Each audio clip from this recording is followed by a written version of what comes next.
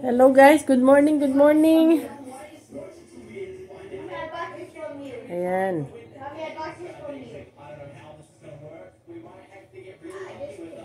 Gagawa tayo ng pag-cleansing sa ating liver at saka kidney. Pag-cleansing sa ating liver at saka kidney. Pakikita ko sa inyo kung paano ko gagawin, okay? Nakakamiss ang pagkain na to. Ako maggagawa ng pag-cleansing sa liver at saka sa aking kidney.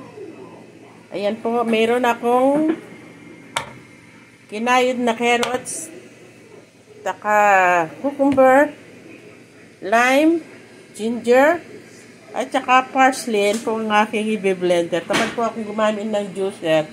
Gawin ko, meron akong NutriBullet. Ayan po, okay?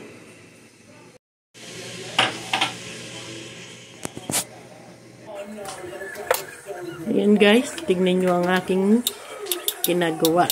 Pinas-forward ko po siya para mabilis. Mahaba itong aking video para maiksi. Para hindi kayo mainip sa panonood. Kasi mahabang proseso yung aking NutriBullet ay hindi kaagad umandar dahil punong-puno po siya ng mga gulay. Kaya binawasan ko. Inuna ko muna itong carrot tsaka parsley. Nagyan ko ng hot water.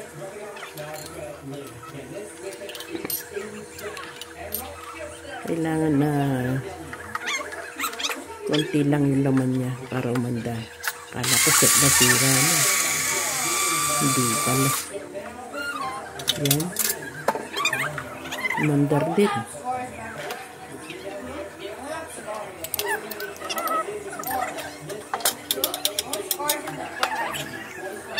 Tapos sinalin ko sa isang lalagyan.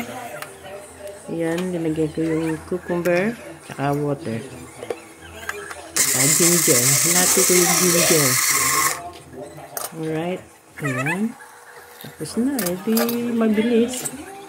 Isa yung maghintay ka ng matagal sa pag-blender.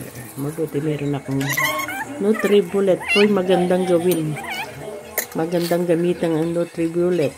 Mura lang po ang NutriBullet. Bumili po kayo kung gusto nyo maggawa ng ganito. Ito po yung maganda sa morning, empty stomach. Punong-puno po ng vitamins and minerals yan. Lilinisin ang ating kidney at saka liver. Oh yeah. Oh. Whining, no good, okay? No phone then. What is that, nuggets? Smile, baby ko. Baby ko. Smile.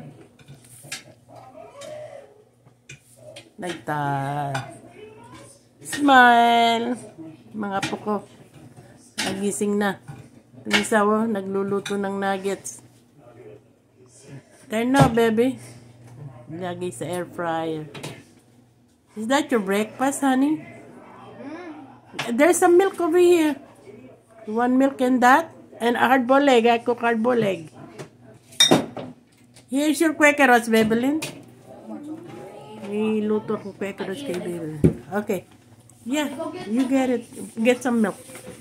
Can I use the phone now? Yeah. There's some milk there. Put it there. What? Oh, you want me to cook it again? Get the nuggets and put in the air fryer.